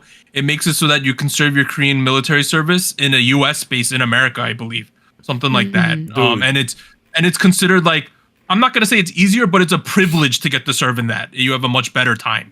Bro, you get better vacations. You get burgers and pizzas. Like, yeah, man. But you have to be extremely smart and speak very good English in order to get that. Yeah. Well, he's fluent. Also, you gotta be really fucking lucky, cause like I heard it's like under a 5% acceptance rate or something. Like it's real tough. no, No? 11%. Oh, Okay. Yeah, okay. It's A little tough. better. It's tough. it's still tough. But just the qualifications eliminate the vast majority of people to get into it. Also, like it's like one of those things where like you can only apply once. Yeah. Like, you can't reapply. It's like he got lucky. All right, next thing. So we are finally getting something with the full Artemis group. We're gonna get a full album May 31st. It's confirmed. Oh wow. Okay. It's gonna have Heejin, Hassel, Kim Lip, Jinsol, and Chetty. All of them. All 5. We doing it. I thought it wasn't gonna happen at this point. Yep. Jaden Jung's gonna do it. So that is completely confirmed. Let's see. Next, we got some sad things. So Vix, Leo, and Ken have decided to not renew their contract with Shitty Fish, also known as Jellyfish. I was like, what's I that have a company? lot of resentment for Jellyfish as a company, by the way. Why? Just if it's not I apparent. see. I feel like they completely always just mismanage Sejong's career. Oh. So I hold and Gugudan in general, I just hold a lot of resentment for them as a company. I by the way. mean, Kim Sejong is the only one from Gugudan who's still at Jellyfish, so I know, but okay. Anyways, yeah. that happened. Next one, the boy group VAV. They're done with their contracts with A-Team Entertainment, and the company said we wish them the best in the future, but they're in limbo now. Like, let's be honest here. Dang. The company's just like, yeah, they didn't resign, or we're not resigning them. They're bye. Good luck. that's what they did, more or less. So that's that one. no. And then there's another one of those ones, where a group. Do you remember T1419? They even rebranded at TFN. They've disbanded Yeah. them after 3 years. MLD, Shitty Entertainment, another terrible company. Yeah, they disbanded them. And people are like, what the F does this mean for Lapillis? Right? Also, what are they wearing in that picture? God, oh my God, who styled them? That shirt Not says, bad. "Am I a tiger?" That's what it says over here. I don't know what's going on with his shirt, but you know, MLD's terrible. They mismanage Momoland. They're mismanaging Lapillis. They mismanaged T1419. What a shit company. All right. Damn. The final thing is more speculation news. I don't want to make it a huge topic, but there are starting to be reports that foreign investors are mass selling K-pop company stock because there is a growing thought that the K-pop industry has plateaued.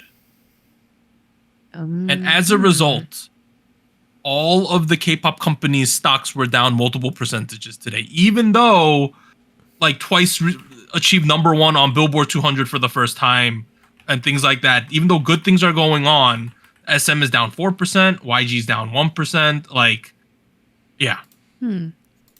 I mean, in all honesty, it's worth noting most K-pop companies have been on a decline the last year or so in terms of stocks. Hybe stock went down 3% yesterday. In the span of the last 1 year, SM stock has decreased by 43%. Obviously, Jesus Christ. a big part of that is the flux they've been in with Hybe and whatnot. Yeah, but, the other mess. yeah, I don't know. That's a whole discussion topic on its own. Yeah. Yeah. We might talk about it at some point. Yeah. Hey, on the flip side, if you bought Nvidia stock, the graphics card company, that shit is up 260% in the last year. Wow. Oh wow. And in the last Wow. 5 years, it's up 2,000%. So 20 times in the last 5 years. Oh my God. And the crazy thing, think about that. 5 years ago, you knew what a Nvidia graphics card was in 2019, right? Right. So anyone could have invested in that company, but it's up 20 times. Oh my god, dog, are you telling me to go in right now? Is that what I should be doing? No, this is the worst point right to go in. now? Am I gonna spend all my money on Nvidia stocks? So think about this. This is a bit of an aside. We're talking about finance today, right? If you had been putting in options the whole time that it's gonna go up, where you can multiple times your money even on top of that, some people have become like billionaires by just buying like options on Nvidia over the last 5 years. Yeah, insane. But yeah, that's the end of the K-pop news. In terms of music for next week, Big Bang, Taeyong is releasing something next week. Oh shit! Wow. iKON Song is having a solo debut. iChillin, Zikers, Chungha, Highlight, Yo. Tempest, and there's a group called N-Chive. It's like a maybe that's what you put on your bagel, is some N-Chive and cream cheese or something. But like yeah, that's a group that's gonna debut apparently next week. I saw the Chungha teaser. It looks amazing. I love it. I feel like Chungha has come out and stated that while she was finishing up her time at like M&H, she had heavily considered going back to America and just going to college. She did, yeah. That was like a big consideration for her because she was so sick of the K-pop industry and burnt out at M&H. But then she took some time off, and then Jay Park convinced her to sign at More Vision, and she seems very rejuvenated now. Good for her.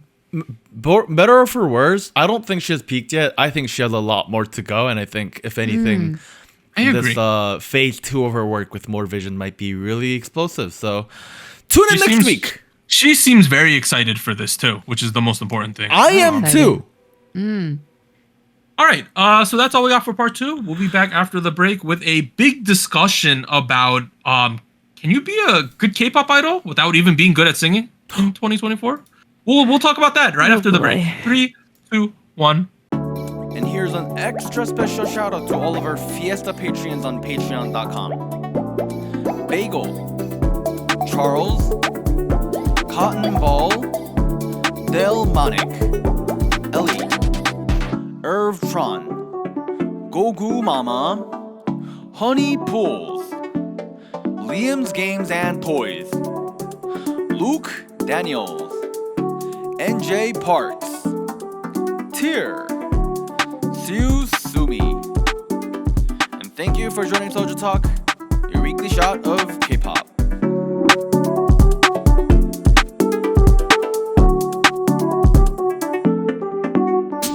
And special thanks to our Discord server mods: Jacob, K-Music Erday, Koala, Max, No Bias Nuda, Tuggles, and Wolf297.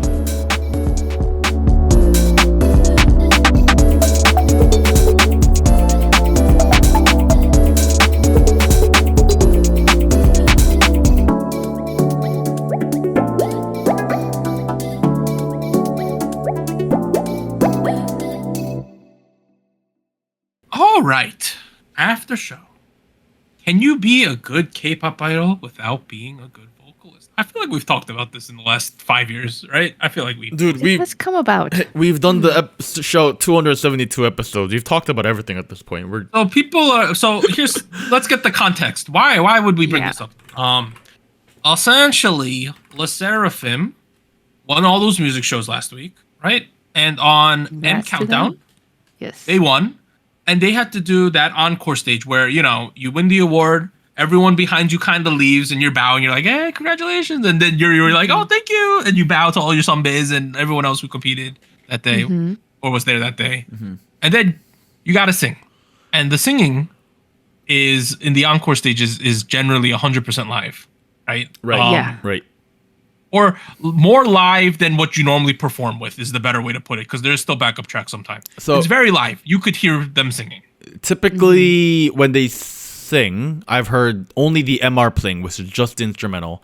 I haven't seen a version in the recent years where they play an AR, which is a version of the MR with a with the vocals, but like tuned down a little bit. You know what I mean? But more or less, it's a vulnerable point for artists. You know, some people take the time, they do funny things. Oh, we promised to eat ramyeon if we won, so they do that. Right. Or we do the ice challenge or bucket something. challenge if we won, you'll get ice. Right. Right. But historically speaking, this encore part has been a opportunity and a time for fans to shit on the live vocals of certain groups, right? I remember in the Or past, praise.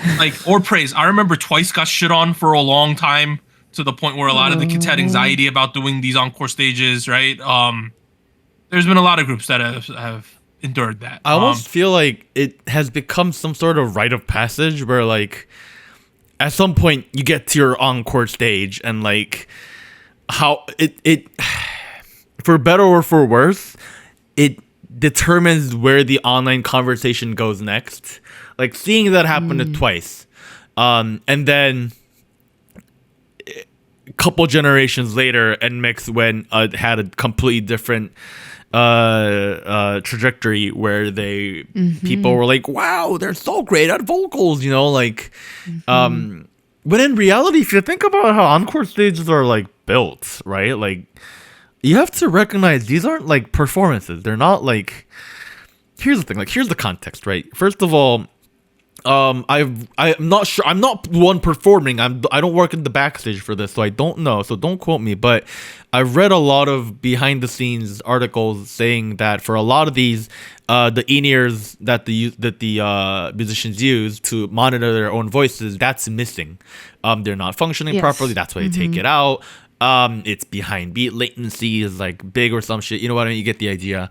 And you also have to put in the context like of where they are when this is being filmed, which is like very often or not like after many hours of waiting and you know in these waiting rooms, and then you go on stage with like 1 million people and you're like, this is crowded, people are talking, you're saying hello and goodbye, thank you to people.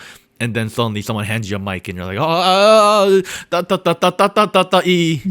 what I mean? Like that's, so like the context of it is very different from, let's go guys, we're gonna kill this person. You know what? It's very different, very different. So hey, I would get hella anxiety if like, let's say I did bad one day on this encore. Let's say we're winning, right? We're doing great. I lay an egg this day and I'm shit and I'm off key, and then I read all this akpo. The next time I have to do one of these encore, I would be shitting my pants, wouldn't you? Like, Well, yeah. The best example is that's what happened to Twice at one point. These kids were really nervous about these encore stages. You could It tell. was very obvious that they were very uncomfortable with doing them. But it's a thing. So let's talk about this the bigger topic now, right? Okay. Go back to the first slide, Warren. this? And can you be a good K-pop idol without being a good vocalist? People want to point out because the argument is these kids who are doing real shit at these encore stages, people are saying they're just shitty at singing. Period. Right? That's the I don't agree with that. Honestly, there's many different things that factor into how you're gonna do on this encore stage. Are you tired? Are you in good condition? How are you feeling? Is your voice good? Is your throat good that day? There's so much that goes into that, right? But people are boiling it down to this. Can you be a good K-pop idol without being a good vocalist? Independent of Twice or LE SSERAFIM or anyone else who's had a shitty encore stage, right? My opinion is that in 2024, it's 100% possible to be a good idol without being good at singing. Oh, okay. That's my opinion in 2024. Elaborate. Do elaborate. I think that we've gone so far from we've gone to the point where like as long as you got the good face, right? Oh, We can visuals. I can fix them. You know, like that meme, I could fix her, I could fix him. I honestly think that's possible. Well, okay. When I see this question, right, and I think our previous conversations surrounding this topic kind of touched on this. The whole idea of idol industry, right, is that you're not just a vocalist, right? Like that's just Exactly. one aspect, right? That's one aspect. So I feel like in order to be I mean, also like what are you determining good, but like quote unquote good idol, that's just one item. Like that's one skill you could have. I could be a 3 out of 10 singing, but if I'm a 10 out of 10 looks, 10 out of 10 variety, people would want to hire me. I'm convinced. Yeah.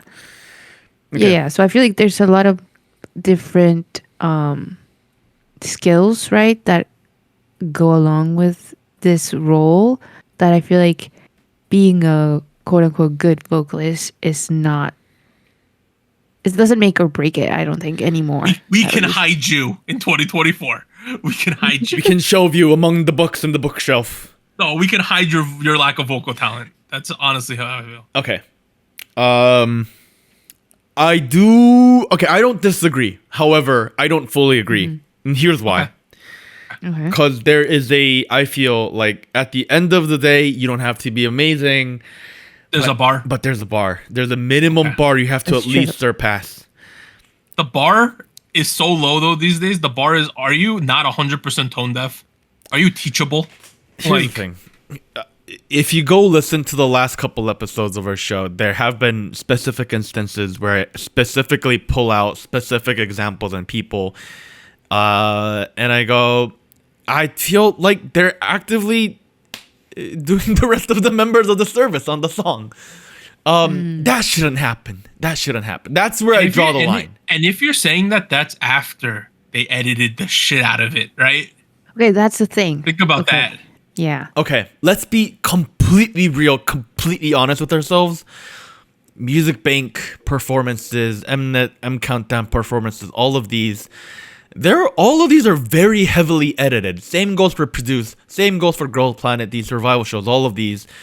The performances it's themselves. Right.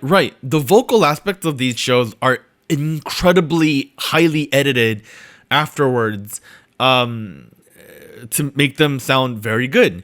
Parts of it is like autotune, parts of it is like piecing together different performances into a single performance. I think that's all understandable because at the end of the day, this isn't like an Olympic tournament. This is an entertainment industry. We're trying to piece together a good sounding and looking performance. So I think that's very reasonable to do. It's just at a certain point when we're thinking critically, we got to realize that that's a thing. And we got to realize where we're looking through the lens of media. This is multimedia. Media. Hey, I brought up a point on the Discord, and people liked this point. I wrote, back in the day, it was to be an idol, it was as simple as just being an American because you were adding diversity to the group. They didn't give an F about anything else. They're like, American, you speak English? And you Asian? Good enough diversity. Right? You remember back in the day? Like, You're the rapper. it's like, you're the rapper now. You're gonna learn how to rap. Deal with it. Well, we could even make all the raps in English. It's fine. We'll just do 하지만 it. 그렇지 않아. 작은 촛불 하나. You know, like Yeah, something like that, right? Like, don't have this. I think it also comes down to is how willing is the company to try to hide you within the song. You know, that plays a big role in it, does it not? You got to know what you have in your kids. Okay, I'm gonna pull out a personal example. Jury's not a great vocalist. They hide her very well. That's fine. Okay, but does she have to be great or just or good? Or there like, are what songs. is the... There are songs where she is a little more hidden, and there are songs where she's a little less hidden. Among the second group, there are songs where she is like still in harmony with the rest of the group members, and there's a couple songs where she stands out a little bit. Hey, let's put it this way. So you don't want that, is what I'm saying. I'm gonna give a specific example. Okay. All right, one of the people that's being talked about a lot this week is Sakura. Right? Let's just rip off the Band-Aid. Okay, I was beating around the bush. That's what I meant earlier. I am a humongous Sakura fan. Same. Right? I've been one for the long. I won't say that I was a fan of her when she was in HKT, whatever, right? But I was a fan with her the second she appeared on Produce. I thought what she was doing was very brave, and she's doing it, and I was a big fan from then, right? Objectively speaking, she is a below average singer. We all know this. It's a fact. Has she improved? Yes. What has she improved the most in? Her dancing, 100%. Singing? People have said she hasn't gotten any better. You know, sometimes when she sings, I can completely see that argument, right? But is she still a good idol? 100%. She's an amazing idol. She's gotten so good. Here's the thing. Because Yeah. it is not about singing in 2024. It is about what can you offer me about the image of what an idol is not singing is like not even the top like 3 priority in these days, in my opinion. Here's the thing. If this question was, can you be a good K-pop musician without being a good vocalist, then I'd say hell nah, boy. Oh no. Hell nah. But like, But if it's being a good idol, because what the Sakura have to offer? She has good visuals. She's an amazing variety person, and she's extremely funny, right? And she works very hard, right? Even though she might not be the most skilled at singing, she put in that work, and 90%, maybe 99% of the time when you look in Le Sserafim, even though she might not be a great singer, she's not holding the team back. Typically, That's the right? thing. I feel like Warren That's the thing. brought up a good point about like, at what point is it detrimental to like as a listener and for the group, right? So I feel like for most of the people that get criticized, right, it's not that to that level where I feel like actively detrimental to the group as a whole. Like maybe this particular performance was not their best, and maybe that's not their strong suit, like the live performance aspect, but as a whole, it's not like bringing down the whole career of this group. See, So I feel like I think it's rare to find those cases. Like I can't think of a. Here's the tough part, though. Here's the tough part. I would say my answer to this question: can you be a good idol without being a vocalist? I would say sure you can, as long as you're not holding back the team to a certain extent, right? That would be my answer. But the devil's advocate of this is when people are touring concerts, they expect to hear live vocals more than ever before.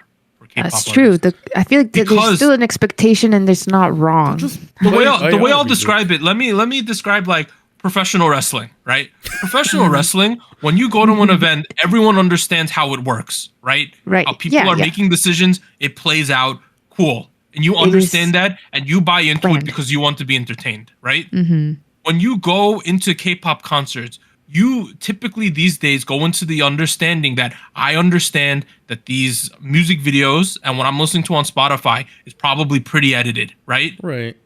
But the expectation at the K-pop concert is I want less editing than what I've got on Spotify. When there are people who like do certain stops and they're just fake, like they're just lip syncing the entire thing. People in 2024 are smart enough. The audience has become smart enough to notice this, and they post about it online.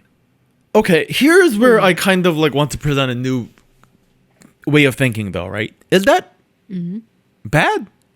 Okay, hear me out, right? Hear me out. To Hear lip me out. sync, Hear to me out. lip sync like a tour. Okay, why don't you just own it? Here's the thing: Really? if I was Le Sserafim's brand manager and I'm trying to figure out how we're gonna get out of this online hate party right now, I say just own it. You're fucking fearless. Do your fucking thing. You know what I mean? There are. Hear me out. There are so many rappers who tour and they barely sing live. You go watch. Audience is doing their own verses. You go watch Lil Uzi Vert. He's just like, he's not even rapping. He's just doubling the ends of each line. You know what I mean? Like he's like barely doing the rap. He just plays the normal song, and he just like says a couple words here and there. Fuck it. But that's a different expectation. That's a different expectation. I think. Was that always the expectation though? You know what I mean? I think the expectations for idols though touring in these days is that they have to sing to a certain extent. Like I mean, I've seen people shit on certain groups for lip syncing even specific songs within the set, not the whole thing. If we think K-pop as a music genre is a genre where vocals are not as important, let's fucking go in deeper into it. Let's be honest with ourselves, own up to it, and just watch them dance a little bit on the show. Just like, you know, Really, and just be entertained that way. Okay, that's a very fresh way to think about it. it's that's interesting. Because honestly. in your is it are you making this argument because in your opinion, if you just listen to the basically the CD version, you would have less complaints and you would have a better time at this concert? Is that the argument? Like, here's the thing.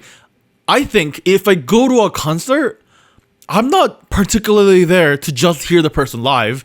I'm there to interact with the musician on the spot from an audience perspective and have a good show.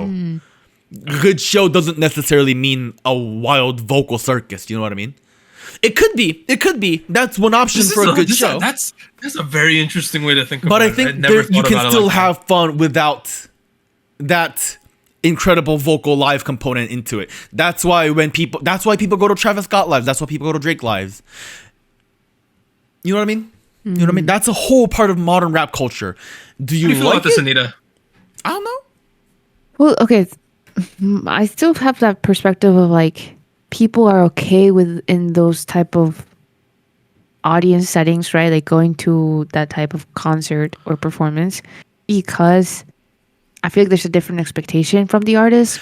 Whereas in the idol industry, maybe it's not as pushed for anymore, but I feel like there's still this idea of like we're singing live, like we're performers, we're doing this live. But why not We have change the the skills, expectation? Why not change the right? game? Why not change?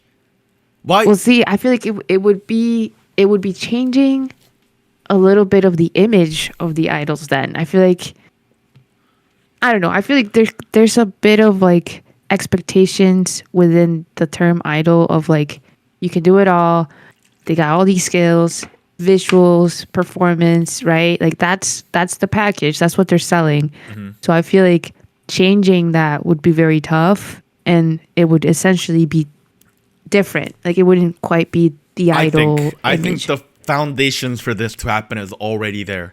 Good vocalists are not popular on audition shows. Let's be honest with ourselves. Sadly. Let's be honest with ourselves. Good vocalists is not what gets you top 10 in one of these. I think we just gotta shows. I get what Warren's saying, that he's basically saying that the distinction between an idol and a singer now should be very separate, right? That's more or less what you're arguing. I don't think there should be a distinction, but at the same time, I mean, because there could be an overlap. You're saying there's an overlap, but the expectations are a little different, right? That's what you're saying. I think that's one way to look at it. Yeah. Okay. Like That's a fun way Got to a think Venn about diagram that. going on? yeah, I got a little Yeah, Venn there diagram is. There's a going Venn on. diagram. Here's like a little blue. Red. Guys, let's just say it this way. Like, I'll name another example. Is the middle yellow? Oh, okay, no. Because they have haters and because they have people who love them, the Blackpink tour has been discussed online ad nauseum, right? Yes. Yes. And people did notice that at some of the stops, some of the songs were sang with the AR, right? Yeah. And people were not happy because they said, I spent all this money and they're just going to sing the AR. Could I just listen to the That's CD at another home? aspect. Yeah. That brings up a lot of food for thought there, right? Should that be okay? Okay. All right, let's see. Warren's making a Venn diagram. It's a 3-sided. So he's Okay. K-pop musician, K-pop idol, and what do we got here? Singer What's the third? and me. Oh, This is what I'm saying. okay. The overlap here is we all got racks on racks, right, guys? Okay, I was joking around with the last one, but like, Okay. yes, there can be good idols that are also good vocalists, but at the same time, I think we're all in agreement that good vocals alone It's is not not the same. Right. Like idols are a form of an entertainer, but like, you know what I mean? I think you kind of get the idea. Also, there. the expectation. No, I is get how- it. Yeah. With some of these ridiculous choreographies, how do we expect them to sing live sometimes too? Like 100% live. That's Also true. another It aspect. just ain't gonna happen. And to be honest, maybe it depends on the personal perspective of the person, but when I see the choreography, I'm like, yeah, I don't expect anybody to be singing live. Like, but I'm pleasantly surprised, and I support when people do manage to do that, when they do have that capability, because that's very impressive. But I'm not expecting it.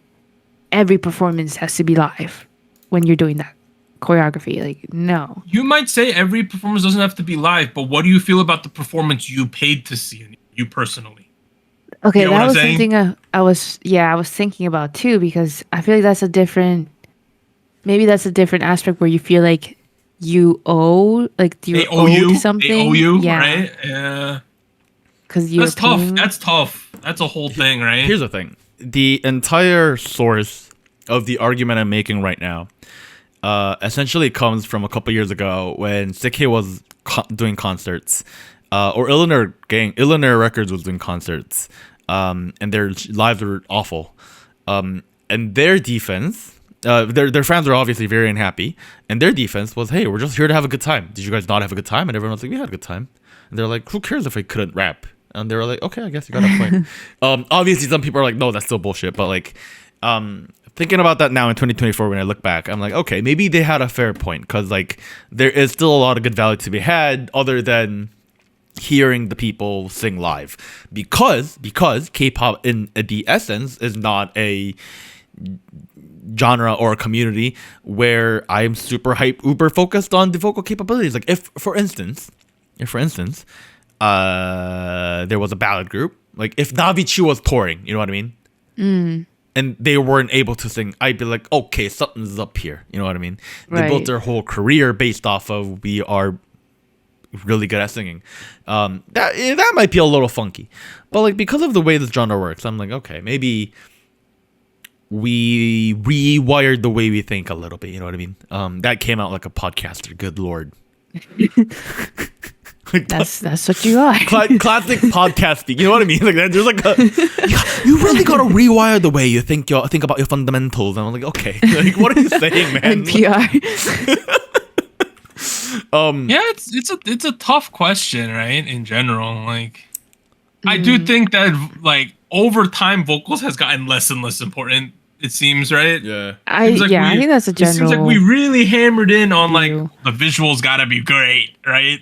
And then it'd be helpful if you're not a dead fish and you have a good personality, right? So it seems like.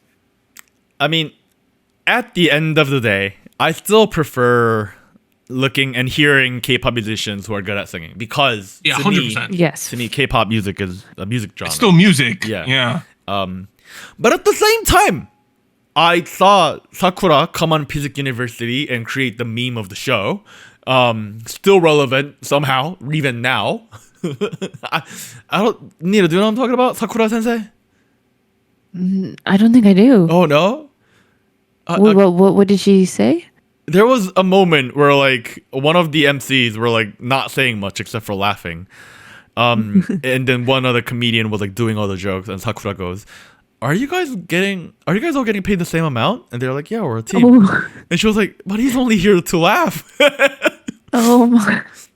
So that became a relevant meme. Like stuff like that. Like Sakura is like, she's talented as an entertainer. Don't get me wrong. But She Yeah. is the funniest member of that group, by the way. yeah. Like she, in terms of like her wit, she's the wittiest person by far. But on the other hand, when people point out really good examples of encore stages where people are singing really, really well, kind of effortlessly, and then, show me this on the contrast, I'm like, okay. I can see where the discussion comes from. The discourse is not sourceless, if you know what I mean. Like it's coming from somewhere. So that is like something that is unavoidable, and I'm not gonna have a good solution for it, because encore stages are not going away, and you can definitely totally do what Doug is doing, just post some funny shit. But how many times are they gonna do that? You know what I mean? Like if you're the Surf and you won like how many this week? 5? All 5? Do a funnier thing every time. Okay, at that point maybe you become a comedian. Yeah, you know what I mean? Like Yeah, I feel like you won't be Hey, able at to that point you avoid it, become but- B2B, right? If you're doing funny shit every single time you win. But hey, they have great live stages. They do. yeah, I don't think B2B is a good example at all. Oh man, I don't know. It just sucks that it's gotten to this point where people judge them, and then the idols get like more nervous, and then they get because they're nervous, they do worse. It's just a slippery slope, right? Like Gotta reflect on people it a have little said bit. they should do encore stages with AR. I've heard this argument too. Well, Bring back the AR. You played it during the show. Play it again. Yeah, I kind of wonder why they do that. Like that's something I never understood. It's like, why is it this way? Like, you're still a part of the industry. Why expose them all of a sudden? Yeah, why can't we, like, you've protected them up until this point. Yeah, Why like- can't we keep doing it? Like, let's be honest. M Countdown and Le Sserafim, they need each other. Like, this is like a mutual beneficial relationship. Like, what? I don't know. I guess maybe they think of it as like Maybe in case they want to say other shit, right? right, like you don't have to sing the song, but Then most do of the both. time, it's like, what else Do did you both. do? Just play the AR and have them sing on top of it. You know what I mean? Like, I'm not saying lip sync, but like you went through the entire effort of compressing the shit out of everybody's vocals. Why just get rid of it all of a sudden? You know what I mean? Like, that's like, I don't know. That's a good question. Hey, Mnet, if you're listening. First of all, KCON in New York, please. Second of all, why are you doing this? I'm curious. We need KCON New York, guys, or at least KCON east of the Mississippi, I guess, right? Like, please. Somewhere. Chicago, Please, Chicago, Philly, Boston, would be fun. Orlando, we could all go to Disney World while we're going to KCON. Wow, that'd be crazy. Atlanta, New Orleans, we could have a party. All right, That would be a lot of fun. let's wrap this conversation up. Can you be a good K-pop idol without being a good vocalist? I think everybody Probably, thinks. yeah. Yes. Yeah, as long as you don't suck it up for the whole group, the rest of the group, right? That's really what it is. It's doable. Okay. Let us know what you guys think, though. It's been a long and fun episode. We'll see you guys next time, I guess, when we cover some other fun music. Yeah. Yeah. Yeah. All right. Bye, everyone. Bye bye. Bye. Bye.